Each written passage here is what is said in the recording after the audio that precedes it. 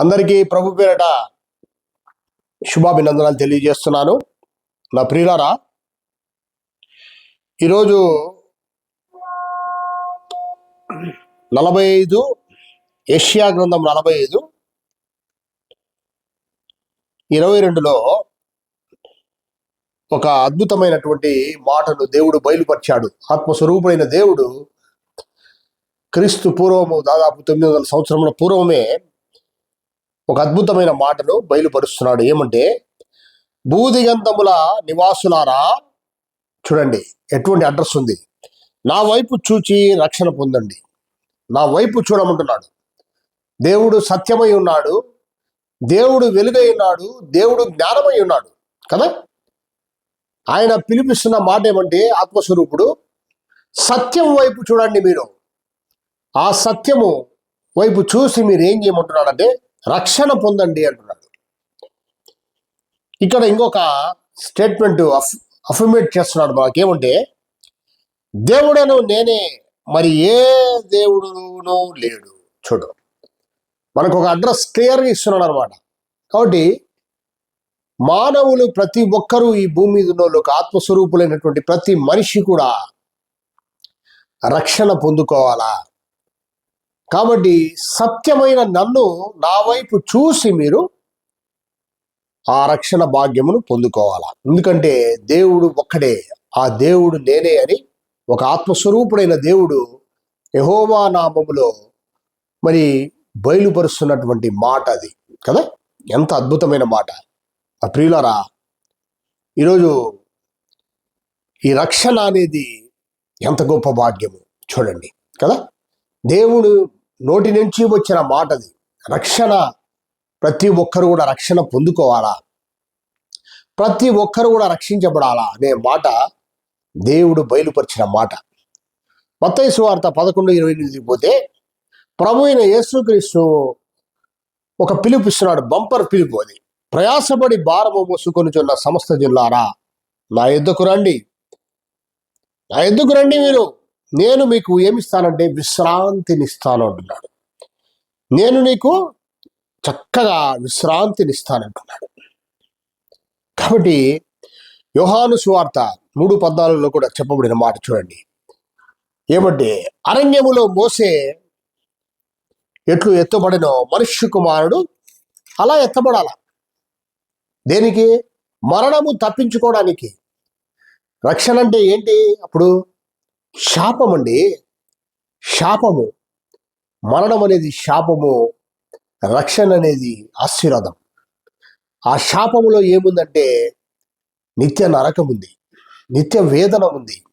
కానీ ఆ యొక్క ఆశీర్వాదంలో ఏముందంటే నిత్య ఆనందము. ఆ మరణము తప్పించుకోవడం అనేది నిత్య ఆనందం. ప్రియులారా,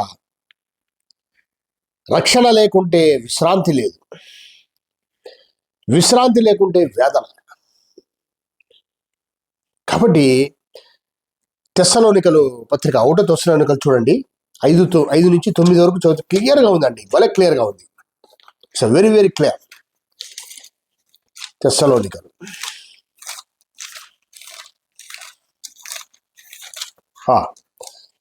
సహోదరులారా, చూడండి ఎటువంటి అడ్రస్ ఉందండి. సహోదరులారా, మనకిస్తున్నాడు, చెప్తున్నాడు. క్రైస్తవులమైన మనకందరికీ చెప్పబడుతున్న మాట. ఆ కాలమును గూర్చి, ఆ సమయములను గూర్చి మీకు రాయనక్కర్లేదు, తెలుసు మీకు అంతా. ఏ సమయము? ఏ సమయం అండి? ఇది ఫస్ట్ పాయింట్ తెలుసుకోవాల్సిన విషయం. ఒక సమయం. మెలకువగా ఉండు నువ్వు. ఆ గడి అయినను, ఆ సమయమైనను, ఆ గడియమైనను నీకు తెలియదు, మెలకువగా ఉండు అంటాడు కదా. చూడండి, మత్తయి సువార్త చూశామంటే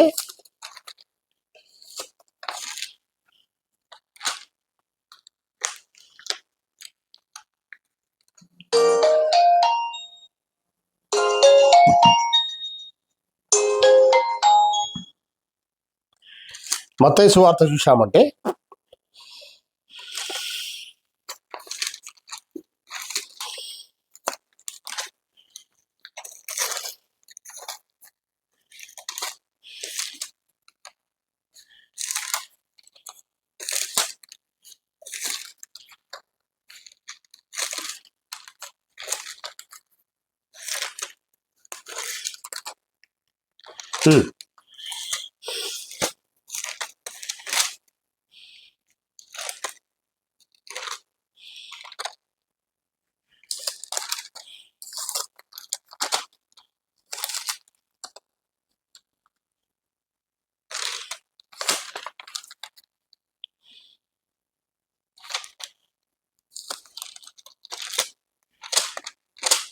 లూకాసు వార్త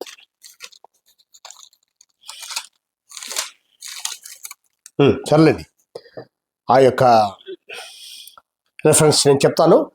ఆ గడి అయినను ఆ సమయమైనదు నీకు తెలియదు, ఆ సమయమైన తెలియదు నీకు, కాబట్టి నువ్వు చేయాల్సిన పని ఏమంటే మెలకువగా ఉండాలా అని చెప్పబడుతుంది.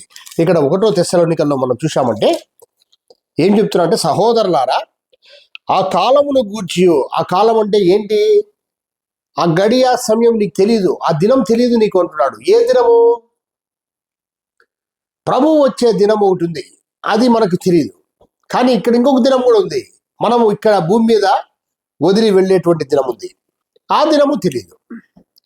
కాబట్టి ఆత్మీయంగా మనం ఆలోచన చేసినప్పుడు ఈ రెండు అన్సర్టనిటీ కండిషన్ని ఆ దినముగా తీసుకోవాలి. కాబట్టి ఆ దినమును గూర్చి ఆ సమయములను గూర్చి మీకు రాయనక్కర్లేదు కదా, అసలు తెలియదు మీకు. నువ్వెప్పుడు ఇక్కడ భూమి మీద నీ ఆత్మ విమోచన పొందుకొని వెళ్ళిపోతుందో, అలాగే యేసుక్రీస్తు ప్రభుల వారు 2వ రాకడకు వచ్చే సమయం ఎప్పుడు వస్తుందో నీకు తెలియదు. రాత్రి వేళ దొంగ ఎలాగ వచ్చునో అలాగే ప్రభువు దినం వచ్చునని మీకు బాగుగా తెలియను.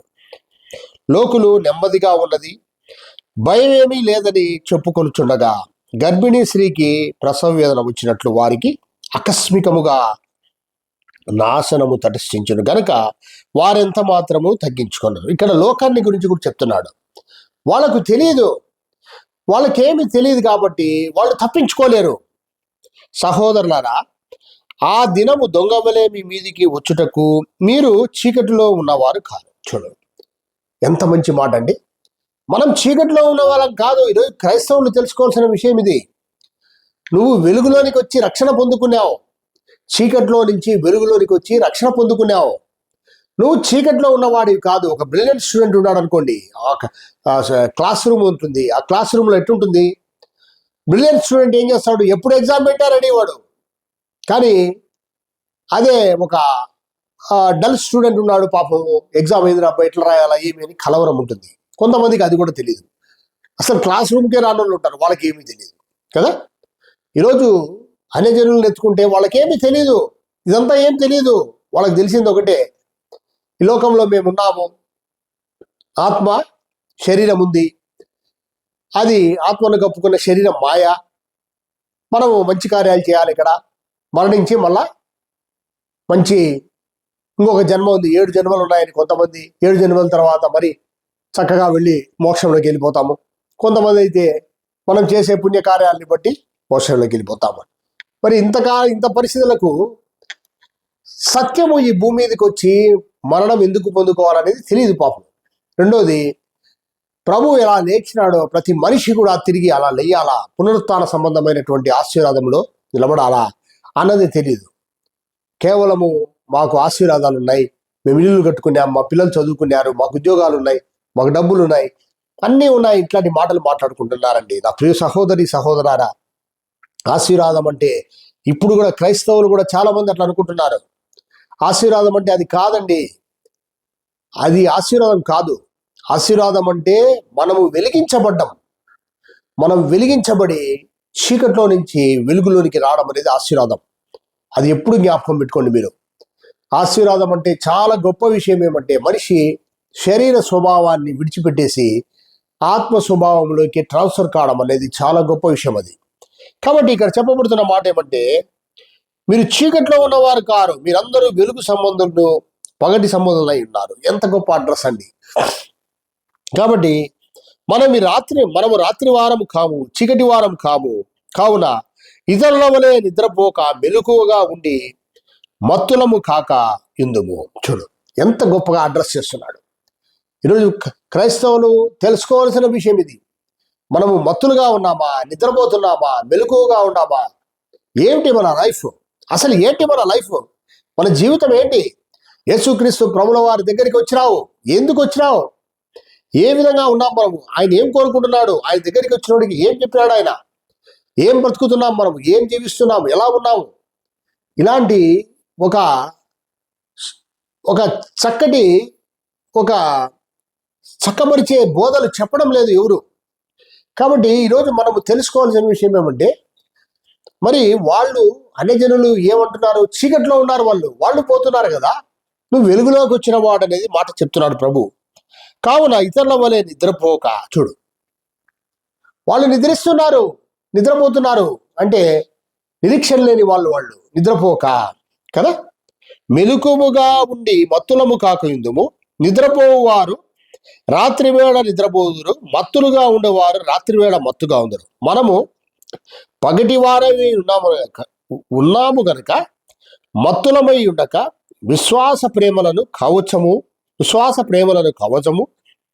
రక్షణ నిరీక్షణయను శిరస్రాణమును ధరించుకుందాము.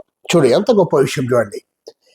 ఇది addressing the Christians, those who are following the Jesus Christ. ఎందుకు ఫాలో అవుతున్నావు అనేది క్లియర్గా చెప్తున్నాడు. ఎందుకంటే నువ్వు వెలుగులో ఉన్నావు, ఆ వెలుగులో ఉన్నావు కాబట్టి ఆ విధంగా ఉండాలా. దానివల్ల ఏమనేది ఇక్కడ చెప్పబడిందండి. 9వ వచనం చూడండి. ఎందుకనగా చూడండి, బాగా చదవాలా, బైబుల్ ఎప్పుడు బాగా చదవండి. ఎందుకనగా అన్నాడు. చూడు, ఎందుకనగా ఇంత మాట చెప్పినాక, ఎందుకనగా మనం ప్రభు అయిన యేసుక్రీస్తు ద్వారా రక్షణ పొందుటకే దేవుడు మనల్ని నియమించను గాని ఉగ్రత పాలగుటకు నియమించలేదు. చూడండి ఎంత గొప్ప మాటలు. మనల్ని నియమించినాడంట. You are appointed, we are all appointed అండి. ఒక అపాయింట్మెంట్ జస్ట్ ఆఫ్ ఆల్. ఒక ఆర్గనైజేషన్లోకి వచ్చినప్పుడు ఆర్గనైజేషన్ మరి చెప్పే మాటలు ఏమంటే ఇలా ఉండాలా, డూస్ అండ్ డోంట్స్ అని చెప్తాది కదా. ఆ కాండక్ట్ ప్రకారం మనం నడచాలా. ఇప్పుడు సపోజ్ ఎలక్ట్రిసిటీ డిపార్ట్మెంట్లో ఒక అసిస్టెంట్ ఇంజనీర్ గానో, ఒక జేఓగానో, లేకపోతే ఒక క్లర్కనో చేరినప్పుడు ఒక రెగ్యులేషన్ వస్తుంది. ఒక రెగ్యులేషన్ వస్తుంది ఎప్పుడైతే అపాయింట్ అయినావు. నువ్వు అపాయింట్ కాకపోతే there is no regulation at all. నీ ఇష్ట ప్రకారం ఉండొచ్చు నువ్వు, కానీ దేర్ ఇస్ ఏ రెగ్యులేషన్ కదా, దేర్ ఇస్ ఏ రెగ్యులేషన్.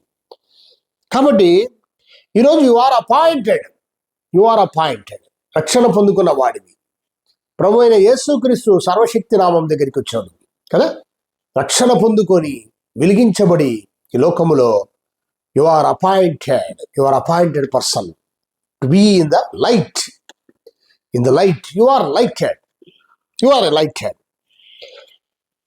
కానీ ఎందుకంటే ఇక్కడ చెప్తున్నాడు, నువ్వు యు ఆర్ లైటెడ్ అండ్ నువ్వు ఉగ్రత నుంచి తప్పించబడ్డావు. చూడండి, ఉగ్రత అని చెప్తున్నాడు. యేసుక్రీస్తు నామము ద్వారా రక్షణ లేకపోతే మనిషి ఏం జరిగిపోతాడంటే ఉగ్రత. ఆ ఉగ్రత ఏమిటి అనేది ప్రతి మనిషి తెలుసుకోవాలి. ఈరోజు మనము మేలుకొని ఉన్నను, నిద్రపోవచ్చున్నను, తనతో కూడా జీవించు నిమిత్తము ఆయన మన కొరకు మృతి పొందెను. హల్లెలూయా. ఎంత గొప్ప మాట చూడండి. మనము మేలుకొని ఉన్నను. చూడు, మేలుకొని ఉండడం అంటే బతికి ఉన్నా మనలో ప్రభు ఉన్నాడు, ఆత్మస్వరూపుడుగా ముద్రించబడి ఉన్నాడు. కాబట్టి నిద్రపోవచ్చున్నాను. నిద్రపోవడం అంటే ఏంటి? మన ఆత్మ విమోచన పొందుకునేది, వెళ్ళిపోయింది. శరీరం ఏమైంది? మన యొక్క శరీరము భూమిలో పాతిపెట్టబడింది. ఇప్పుడు నిద్రలో ఉంది.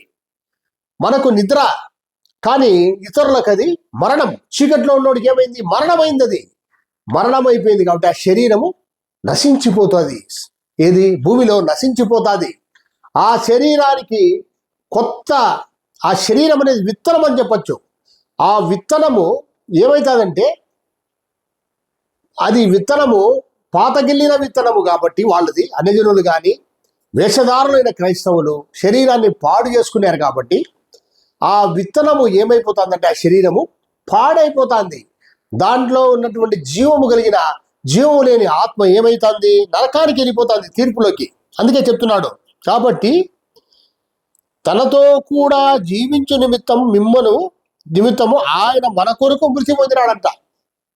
అంటే వాళ్ళు చెప్తున్న మాట ఏమంటే మృతి. ఆ మృతి అనేది ప్రభు అయిన యేసుక్రీస్తు యొక్క మృతి, మరణము మనకు ముద్రగా ఉండాలని చెప్తున్నాడు. ఆ మరణములో ముద్రగా ఉన్నప్పుడు నువ్వు ఆయన జీవమును ధరించుకున్న వాడిగా ఉండవు. మేలుకొని జీవమును ధరించుకొని ఉన్నావు. మన నిద్రలోకి వెళ్ళినప్పుడు అక్కడి నుంచి ఏమని చెప్తున్నాడు? నిద్రపోవచ్చునను తనతో కూడా. అంటే నువ్వు వెళ్ళిపోయినావు. నిద్రపోయినా నిన్ను పాతిపెట్టిన నీలో ఉన్నటువంటి ఆత్మ ప్రభువు దగ్గరికి వెళ్ళిపోయింది, ఆ వెలుగులోనికి వెళ్ళిపోయింది, ఆ జీవములోకి వెళ్ళిపోయింది. కాబట్టి ఈ రెండు నిమిత్తము, ఈ విధంగా ఉండే నిమిత్తము ఆయన ఏమైనాడు? మృతి పొందినాడండి. మృతిపోయినాడు. సత్యము మృతి పొందింది. సత్యము ఇక్కడ మృతి పొందింది, శరీరాన్ని ధరించుకొని వచ్చి. ఆ సత్యము వైపు చూస్తున్నాం ఈరోజు మనము. ఆ మృతిని మనము ముద్రించుకొని ఆ వైపు చూడడం అంటే ఏమి? ఆ సత్యం యొక్క మృతిని మనము ముద్రించుకున్నప్పుడు రక్షించబడ్డాము. మనకు విశ్రాంతిగా మార్చుకున్నాము. పునరుత్థాన సంబంధమైనటువంటి అద్భుతమైనటువంటి ఆశీర్వాదంలో మనం పాతిపెట్టబడ్డాం. రేపు ప్రభువు తిరిగి రెండో రాకడలో, ఇది మొదటి రాకడ అంటే మొదటి ఘట్టం ఇది. అంటే మనము ప్రభువు రాకముందే మనము వెళ్ళిపోయే పరిస్థితి, జీవించే పరిస్థితి. ఇక్కడి నుంచి, ఈ భూమి మీద నుంచి మనం వెళ్ళిపోయే పరిస్థితి. అది ఎప్పుడో, ఆ దినం ఎప్పుడో తెలియదు మనకు. కానీ ప్రభు యొక్క రెండో రాకడలో ఏముంది? పునరుత్థానం. ఆ శరీరానికి అద్భుతమైనటువంటి, ఆ శరీరంలో నుంచి వచ్చేటువంటి ఒక అద్భుతమైన శరీరం, మహిమ శరీరము ఒకటి వస్తుంది. ఆ శరీరము మహిమ శరీరమును ధరించుకునే రక్తమాంసములు మహిమ శరీరంతో ఎట్లా కాయలకు ఒకటి ఆ పక్క ఒకటి ఈ పక్క ఉంటుందో ఆ విధంగా ఆ శరీరము తిరుగుతుంది. ఎంత గొప్ప విషయం అండి! ఎంత గొప్ప ఆశీర్వాదం ఈరోజు ఈ యొక్క సమాజానికి అందాల. అలాంటి సమాజానికి అందాల్సినటువంటి ఆశీర్వాదము అందడం లేదండి. కాబట్టి నా ప్రియ సహోదరి సహోదరులారా, దేవుని కృపలో మనమందరము రక్షించబడ్డాం కదా. దేవుని పిలుపు ఈరోజు ఎంత గొప్ప పిలుపు! భూదిగంతముల నివాసులారా, నా వైపు చూసి రక్షణ పొందండి. సత్యము పిలుస్తున్న పిలుపు అది. సత్యము ఏం చెప్తాందంటే, సత్యము వైపు చూసి మీరు రక్షణ పొందుకోండి అన్నాడు. అదే ప్రభు అయిన యేసుక్రీస్తు ఏం చెప్తున్నాడు? సమస్త జనులారా అంటున్నాడు. ప్రయాసపడుతున్న సమస్త జనులు. ప్రయాసం ఎందుకు? రక్షణ లేని వాడికి ప్రయాసము. శరీర స్వభావంతో ఈ లోకంలో ఏం చేస్తున్నాడు? కోరికలు, స్వార్థము, సంపాదన, రకరకాలైనటువంటి చెడు అలవాట్లతో ప్రయాసపడిపోతున్నటువంటి ఈ యొక్క శరీరము, ఆరిపోయిన ఆత్మను వేసుకొని వాడు ప్రయాసపడుతూ నడుస్తున్నాడండి ఈ యొక్క భూమి మీద. అలాంటి వాళ్లకు ఏం చెప్తున్నాడు ఆయన? అలాంటి సమస్త జనులు ఉన్నారు, ఎంతో మంది ఈరోజు రక్షణ లేని వాళ్ళు. వాళ్ళందరూ నా యుద్ధకు రండి. ఏమిస్తానంటే అంటున్నాడు? విశ్రాంతినిస్తాను. ఆ విశ్రాంతి ఎక్కడ, ఎలా వస్తుందంటే రక్షణ ద్వారా వస్తుంది విశ్రాంతి. సమాధానకరమైన స్థితిని ఇస్తానంటున్నాడు. అందుకే ఆయన సమాధానకర్త అన్నాడు, విశ్వాసమునకు కర్త అన్నాడు కదా. ఎంత గొప్ప విషయం చూడండి. ప్రియులారా, ఈరోజు దేవుని యొక్క కృపలో మనకు ఇలాంటి అద్భుతమైనటువంటి ఒక ఆశీర్వాదకరమైనటువంటి ఉన్నత స్థితిని మనం పొందుకున్నామండి. ఎందుకంటే యేసు ప్రభుల వారు ఈ భూమి మీదకి శరీరధారిగా వచ్చారు, మరణించినారు అన్నది వాస్తవం. తిరిగి లేచినారన్నది చారిత్రకమైనటువంటి రుజువర్తనమైనటువంటి వాస్తవం. ఇప్పుడు ఇలాంటి దేవుణ్ణి మనం కలిగి ఉన్నామంటే ఆయన వైపు చూసి మనము రక్షణ పొందుకున్నాం. చీకటి క్రియలతో తల్లడిల్లిపోతున్నటువంటి మనుషులు ఈరోజు సత్యం వైపు చూడాలి. ఆయన సత్యం వైపు చూసినప్పుడు ఆయన మరణం వైపు చూడాలా. ఆ మరణం వైపు చూసినప్పుడు మారుమనస్సు అనుభవం కలగాలండి. అందుకే ఆయన అలాంటి మరణాన్ని రుచి చూసినాడు మన కోసం. హృదయం అన్నిటికన్నా మోసకరమైంది అని చెప్పబడుతుంది. ఘోరమైన వ్యాధి కలిగింది. ఎంత ఘోరమైన వ్యాధి అండి అది కదా. ఈరోజు దాన్ని గ్రహించువాడు ఎవడు గ్రహిస్తున్నాడు? ఈ శరీరాన్ని చూసుకొని ఈ శరీరం కోసమే తాపత్రయపడుకుంటూ తిరుగుతున్నాడు. కానీ వాడిలో ఉన్న ఆత్మను గురించి ఆలోచించేసేవాడు మనిషి ఎవడు లేడు. దాని స్థితిని గురించి ఆలోచన చేసేవాడు లేడు. ఘోరమైన వ్యాధి. ఆ వ్యాధి ఏమంటే మరణం. చీకట్లో ఉంది. దాన్ని గురించి ఆలోచన చేసే మనుషులు ఈరోజు లేరండి. కానీ ఈరోజు ఎంత ధన్యకరమైన మనుషులు. అందుకే యెహోవాను దేవుడిగా కలిగినటువంటి జనులు ధన్యులు అని వాక్యం సెలవిస్తుంది. ఈరోజు మనం ధన్యులుగా మనము ముద్రించబడినామండి. ఎందుకంటే ఈ శ్రేష్టమైన విషయాన్ని మనము పొందుకున్నాం, కనుక్కున్నాం. మనం తెలుసుకోగలిగినటువంటి జనుల జాబితాలోకి వెళ్ళిపోయినామండి. మీకు తెలుసో లేదో, నేను మొన్న ఒకసారి చిన్న ఇష్యూలో ఒక చోట కూర్చోన్నాను. కూర్చొని ఉంటే ఒక అతను వచ్చినాడు. బాగున్నాడు మనిషి, మంచి డబ్బులు ఉన్నాడు. కూర్చున్నాడు, మాట్లాడుతూ ఉంటే మేము బల్జోళ్ళం సార్, ఏదో మాట్లాడడం, నేను బల్జోళ్ళం సార్ అని చెప్తున్నాడు అవతలుడికి. కానీ యేసు ప్రభువుని నమ్ముకున్నాము అన్నాడు. నేను వండర్ అయిపోయినా. నేను వెంటనే చెప్పాను, నేను కూడా బిలీవర్ అండి, నేను ప్రభువును నమ్ముకొని రక్షించబడ్డాను అని చెప్పిన. చాలా సంతోషం సార్, ఏ చర్చికి పోతారు సార్ అంటే, లేదండి ఇంట్లోనే చర్చి ఉంటుంది, నేను చేసుకుంటా ఉంటాను జనరల్గా అని చెప్పాను. అట్లా నా సార్ భలే బాగుంది సార్, ఇది చాలా చాలా బాగుంది, నేను హైదరాబాద్లో ఉంటాను సార్ అని చెప్పి అన్నాడు. అప్పుడు నేను ఒక ప్రశ్న వేశాను ఆయనకు, ఎన్ని రోజులైంది మీరు నమ్ముకొని అన్నాడు. అంతా అయింది సార్, సుమారుగా 2010 నుంచి నమ్ముకున్నామంటే 15 సంవత్సరాలు అయింది. ఈ 15 సంవత్సరాల అనుభవంలో మీరు ఒక అంశాన్ని గురించి ఎవరైనా తెలుసుకున్నారా అన్నాడు. ఏం చెప్పండి అన్నాడు. ఎవరైనా మీ బంధువులు ఇప్పుడు అడుగుతారు కదా, మీ బంధువులంతా అడుగుతారు కదా, ఏమని, అవునయా ఇంతమంది దేవుళ్ళు ఉన్నారు కదా మనకు, ఇంతమంది దేవుళ్ళు ఉంటే నువ్వెందుకు ఆయన యేసు ప్రభువు నా ఒక ఫారిన్ దేవుడి దగ్గరికి పోయినావు, నీకు ఏమొచ్చింది అని వాళ్ళు అడిగితే మీరు ఏం సమాధానం చెప్తారు? ఆయన పాపం బిత్తరపోయినాడు ఆ యొక్క ప్రశ్నకు. చాలా ఆశ్చర్యంగా చూశాడు. ఆ పక్క జనాలు అడుగుతారు కదండి, అవునయా ఏం తక్కువైంది నీకు, మన దేవుళ్ళు ఉన్నప్పుడు నీకు చక్కగా బాగునే ఉన్నావు, రియల్ ఎస్టేట్ చేస్తున్నావు, అంత డబ్బులు ఉన్నాడు కాబట్టి అర్థమైపోయింది, రియల్ ఎస్టేట్ చేస్తున్నాడు, ఏదో తగాదాల్లో ఉన్నాడు. మరి ఏం అవసరం వచ్చింది అంటే, ఏందో సార్ ఆ విగ్రహాలు అవన్నీ చూశాను. అది అట్లా కాదు సమాధానం, మీరు సరైన సమాధానం చెప్పాలి అని అడిగితే పాపం సరిగ్గా చెప్పలేకపోయాడు ఆన్సర్. ఎక్కడ పోతారు మీరు సవాసానికి అంటే, సిఎస్ఐ చర్చికి పోతాను సార్ అన్నాడు. అంటే చెప్తున్నాను, వాళ్ళ స్టాండర్డ్ ఏ విధంగా తీసుకొస్తున్నారు విశ్వాసులు అనేది అర్థమైంది పాపం. అప్పుడు చెప్పాను, ఏమండి ఈ ప్రపంచములో మరి ప్రతి మనిషిని వణికించేటువంటి ఒక విషయం ఉందండి, ఏమంటే మరణం అని చెప్పా. ప్రధానమంత్రిని, రాష్ట్రపతిని, ఈవెన్ అమెరికన్ ప్రెసిడెంట్ కూడా ఈ మరణం అంటే వణికిపోతాడు. ఇలాంటి మరణాన్ని తీసివేసుకోవడానికి యేసుక్రీస్తు దగ్గరికి వచ్చాను అని మీరు చెప్పాల్సినటువంటి అవసరం ఉందండి అని చెప్పినప్పుడు ఆయన క్లాప్చుకుంటాడు. ఈరోజు నాకు ఒక అద్భుతమైన దినము సార్ నా జీవితంలో. మీరు ఇలా కలవడము నిజంగా చాలా సంతోషంగా ఉంది, నాకు చాలా సంతోషంగా ఉంది. ఒక ప్రశ్నకు ఎంత చక్కగా మరి ఆన్సర్ చేశారు. ఒక అన్యజనుడికి నేను ఎంత చక్కగా చెప్పొచ్చు. మా బంధువులు చాలా మంది ప్రశ్న వేశారు నన్ను, ఎందుకు పోయినావు అక్కడికి అంటే, ఏదైనా విగ్రహాల దగ్గరికి ఎందుకు పోయినావు, బాగున్నాను నేను, అది కాదు మాకు చెప్పు సమాధానం అని చాలా మంది అడిగినారు. కానీ సరిగ్గా నేను చెప్పలేకపోయినాను. ఈరోజు ఆ ప్రశ్న నన్ను తెలుస్తూ ఉన్నది, కానీ ఈరోజు ప్రశ్నకు సమాధానం దొరికింది. నాకు ఎంత సంతోషంగా ఉంది సార్. ఈరోజు నేను నా బంధువులకు ఇదే ప్రశ్నకు సమాధానం చెప్పగలను అని చెప్పినప్పుడు నాకు చాలా సంతోషం వేసింది. అప్పుడు చెప్పినాను, తెలుసుకోవాల్సింది చాలా ఉందయ్యా, పైపైన చదువుకోవద్దండి, యేసుప్రభుని నమ్ముకుంటాను అని చెప్పొద్దండి అయ్యా, సత్యాన్ని నమ్ముకున్నాను, ఇప్పుడు సత్యము ద్వారా వెలుగులోనికి వచ్చినాను, ఇట్లా మాట్లాడాలి మనం అని చెప్పినప్పుడు ఆయన అద్భుతంగా అట్రాక్ట్ అయ్యి, సార్ నేను ఓ రోజు వస్తాను మీ దగ్గరికి, అనేక విషయాలు నేర్చుకుంటానని పాపం తెలుసుకోవాలని నన్ను ఇష్టపడ్డాడండి. నా ప్రియ సహోదరులారా, ఈరోజు మనము హెబ్రీ పత్రిక 13:12 చూడండి. కావున యేసు కూడా తన స్వరక్తము చేత ప్రజలను పరిశుద్ధపరచుటకై గవని వెలుపల శ్రమ పొందెను. చూడండి, గవని అవతల శ్రమ పొందినాడంట. పరిశుద్ధపరిచేదానికి ఆయన శ్రమ పన్నాడు, పాపం శ్రమ పన్నాడు. ఈరోజు అనేక మంది జనుల పరిశుద్ధతకు మనం ఏం చేయాలా? శ్రమ పడాలా. ఆ శ్రమనే పౌలు పన్నాడు, ఆ శ్రమనే పేతురు పన్నాడు. అపోస్తులందరూ కూడా ప్రాణాలు వదిలారండి. ఇంకా అనేక మంది క్రీస్తు శకము 326 సంవత్సరం వరకు వాళ్ళకు దిక్కుతోచని పరిస్థితి, అనేకులు మరణించినారు. వాళ్ళ పేర్లు ఏమో తెలియదు మనకు కదా.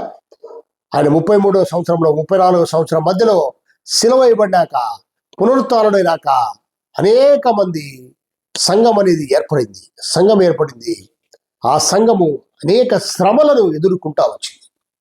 సంఘం అంటే ఏం లేదు, మనుషులు.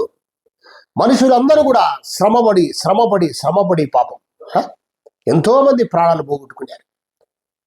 ఈరోజు ఆ శ్రమను మనము ఆశీర్వాదకరంగా స్వీకరించాలి. ఎందుకంటే దేవుని కోసం శ్రమపడాలి. ఎందుకంటే యేసుక్రీస్తు యొక్క మరణాన్ని మనం ముద్రించుకున్నాము. ఆయన వైపు చూసి ఆయన కార్చే రక్తాన్ని, ఆయన యొక్క మరణము ఆ బలిపీఠం మీద కారుస్తున్నప్పుడు మనం చూస్తూ మన యొక్క జీవితాలను ప్రశ్నించుకొని మనము ముద్రించుకున్నాం. మారు మనస్సు పొందేదానికి ఆయన అలాంటి మరణాన్ని చూపించినాడు. కఠినమైనటువంటి హృదయాన్ని వేసుకున్న మానవుడు అలా రక్షణకర్త ఈ యొక్క భూమికి వచ్చి దేవాతి దేవుడు నీ కోసం ప్రతి ఒక్కరి కోసం నేను ఎత్తబడి ఈ విధంగా మరణము రుచి చూశాను. ఈ మరణము నీ కోసము, ఎందుకంటే నువ్వు సంతోషంగా ఉండాలా. రేపు ఈ శ్రమ నీకు సంతోషాన్ని ఇవ్వాలా. ఎందుకంటే నువ్వు భయంకరమైన ఉగ్రత నుంచి, చీకట్లో నుంచి వెలుగులోనికి రావాలా. వస్తే గానీ నీకు ఆ ఉగ్రత నుంచి నువ్వు తప్పించుకోలేవనేది ఆ మరణం అనేది ముద్రగా ముద్రించబడింది. ఇది చాలా అపహాస్యం పాలు చేస్తున్నాం మనం క్రైస్తవులుగా. చాలా మంది ఈరోజు మనకు అర్థం కావడం లేదు.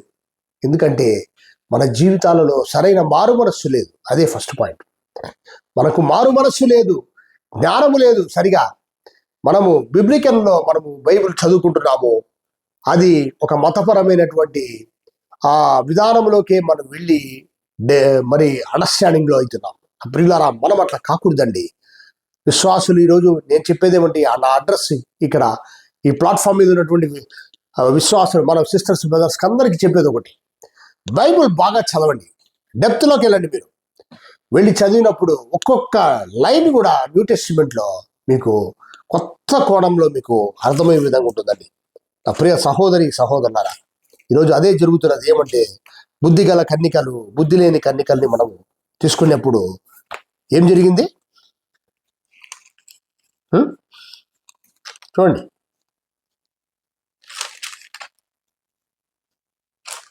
లూకాసు వార్త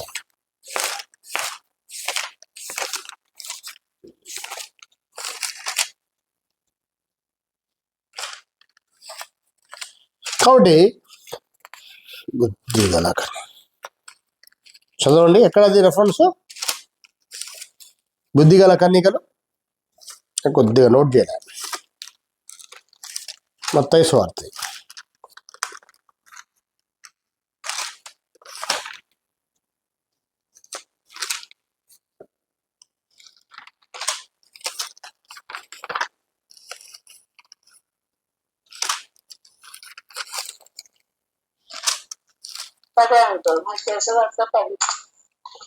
పది కదా?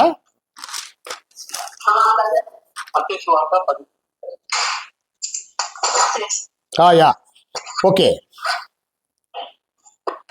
పరలోక రాజ్యం చూడు, ఎక్కడ 10 కదా?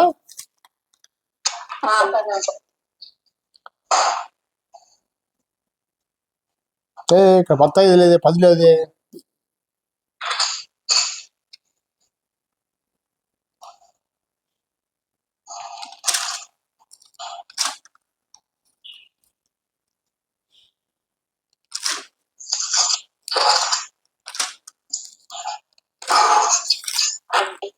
లూకా అనుకుంటానమ్మా.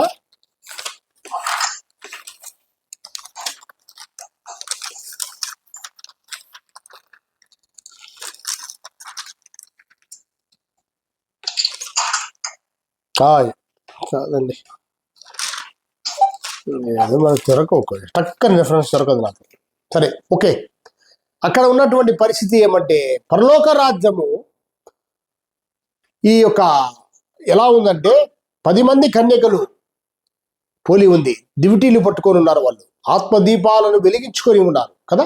ఆత్మదీపాలను వెలిగించుకున్న వాళ్ళు అంటే ఎవరు? వాళ్ళు క్రైస్తవులు, మనమే. కానీ ఇక్కడ ఉన్న 5 మంది బుద్ధిగల కన్యకలు ఏం చేశారు? దీపాలు వెలిగించుకోవడమే కాదు, వాళ్ళ యొక్క సిద్ధిలలో నూనెని కూడా సిద్ధపరచుకున్నారు, బాగా ఎక్స్ట్రా నూనె. ఎందుకంటే పెళ్లి కుమారుడు ఏ సమయంలో వస్తాడో ఆరిపోతాదేమో అని జాగ్రత్త పడతా వచ్చినారు. వీళ్ళు ఏం చేశారు?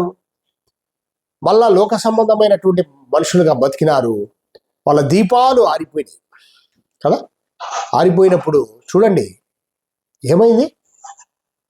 పెళ్లి కుమారుడు వచ్చినప్పుడు తలుపులు వేయబడ్డాయి. మీరెవరో నాకు తెలియదు అనేసాడు ప్రభు. ఇదంతా కూడా ఒక మర్మంగా చెప్తున్నాడు ఆయన. ఒక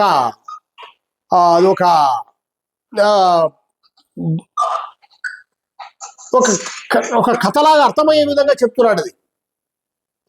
కాబట్టి బుద్ధిగల కన్యకలుగా ఈరోజు మనం ఉండాలి. మనం ఉండాల్సింది ఏమంటే విశ్వాసులు బుద్ధి కలిగిన కన్యకలుగా మనము ఉండాలనేది దేవుని పిలుపు కదా. కాబట్టి హెబ్రీ పత్రిక 4వ అధ్యాయం 1లో కూడా చూడండి, విశ్రాంతిలో తప్పిపోతామంటున్నాడు ప్రభు. అదే పౌలు ఎంత గొప్ప మాట చూడండి.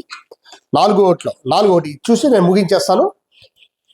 ఆయన యొక్క విశ్రాంతిలో ప్రవేశించమను వాగ్దానము ఇంకా నిలిచి ఉండగా. చూడండి, ఒక వాగ్దానం ఉందండి, విశ్రాంతిలో ప్రవేశించాల మనము అన్న వాగ్దానం ఉంది. ఆ వాగ్దానము నిలిచి ఉండగా మీలో ఎవడైనాను ఒకవేళ ఆ వాగ్దానము పొందకుండా తప్పిపోనేమో అని భయము కలిగి ఉందుమో. ఎంత మాట! భయం ఉందంట, తప్పిపోతామని భయం ఉందంట. ఎందుకు? మెలుకోవలేని స్థితి ఉంటే మనలో భయము లేని స్థితి అది కదా. మెలుకోవలేని స్థితి ఉన్నప్పుడు ఏమైపోయింది? బుద్ధి లేని కన్యకలుగా మనము తప్పిపోతాము. బుద్ధి లేని కన్యకల కంటే సంఘం అది, మనమే విశ్వాసం, మనము తప్పిపోతామనేది ఉంది. కాబట్టి నా ప్రియ సహోదరి సహోదరులారా, బాప్తిజాలు తీసుకోవడం కాదు, మనము ప్రభు ఎప్పుడు బాప్తిజాలు తీసుకొని అనేది ఒక సాదృశ్యంగా చూపించాడు, కానీ సత్యము వైపు చూచి మనము రక్షణ పొందాలన్నది చాలా ముఖ్యం. ఎందుకంటే ఆ సత్యములో ఉన్న శక్తి మనల్ని బలపరుస్తుంది, ఆ సత్యములో ఉన్న శక్తి విమోచిస్తుంది మనల్ని. అది చాలా ముఖ్యం. అందుకే నా యందు విశ్వాసం ఉంచేవాడు నిత్య జీవమును పొందుకుంటాడు, నిత్య జీవం. కాబట్టి ఈరోజు దేవుని పిలుపు ఏమంటే, భూదిగంతంలో నివాసులారా నా వైపు చూసి రక్షణ పొందుకోండి, రక్షణ పొందుకోండి. దేవుడును నేనే, ఎవరు లేరు, ఏ దేవుడు లేడని పిలుపు మనకు ప్రభు ఇస్తున్నాడు. భారం సమస్త భారం మోసుకుంటున్న సమస్త జనులారా కదా. ఎంత మంచి మాట! ప్రయాసపడి భారము మోసుకొనిచున్న సమస్త జనులారా నా ఎద్దుకు రండి, నేను మీకు విశ్రాంతినిస్తాను. కాబట్టి ఈరోజు దేవుడి పిలుపుకు మనం లోబడతాం.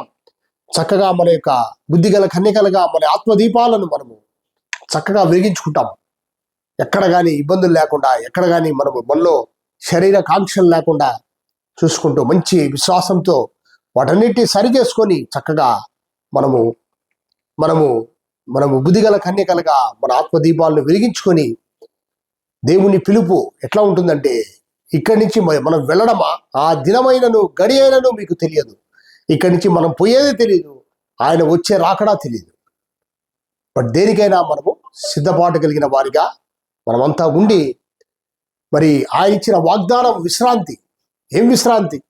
నిత్య జీవం అన్న విశ్రాంతిలోనికి ప్రవేశించాలని మనమందరూ అలాంటి నిశ్చయితతో ఈ లోకంలో మంచి శ్రేష్టమైనటువంటి ఆయన బిడ్డలుగా వికసించాలని నేను మిమ్మల్ని అందరినీ ప్రేమతో ఆహ్వానిస్తున్నాను. God bless you all. Thank you. చెప్పబడిన ఈ వాక్యము మన హృదయాలను నూరంతలుగా ఫలించునుగాక. God bless you. Thank you. ప్రియులారా, మరి సిస్టర్, మరి కిజియా సిస్టర్ ప్రేయర్ చేస్తారు, అందరూ ప్రార్థిస్తాం.